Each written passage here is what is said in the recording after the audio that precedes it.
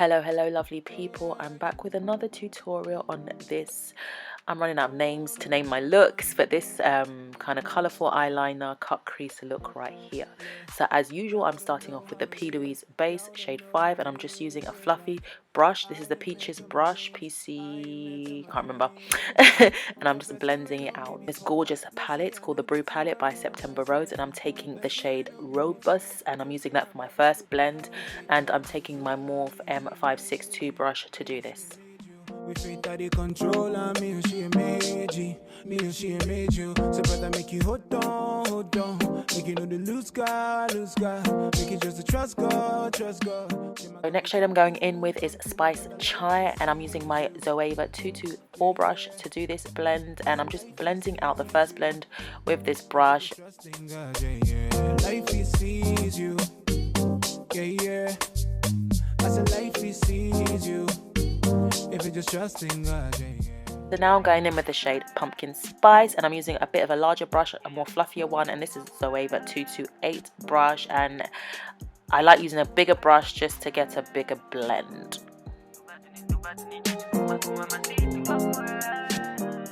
And I like to go back in with my previous shades because you do lose colour, so you should always go back in with them.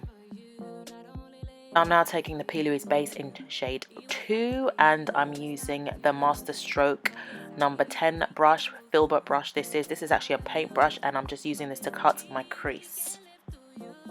So now I'm going in with the shade Iced Tea, and I'm using the same brush just to kind of carve out the crease again because I want to get that line really neat. And then I'm just going in with my Morphe M506 brush.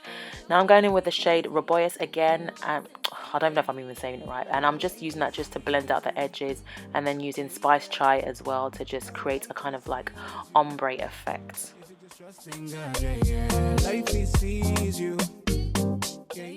So I'm going in with the Plouise base again, shade 2, and I'm taking my Morphe M165 liner brush, and I'm just using this as a base to create my colourful liner with. So the palette I'm going to be using now for this is the Slush palette by September Rose as well, and I'm using the colour Lemon and Lime for my first line, and then you'll see I'll proceed to use other colours from the palette for my colourful liner. Yeah, sorry, my bad. This ain't the Morphe M165. This is actually the Makeup Addiction Cosmetics angled brush. Oops.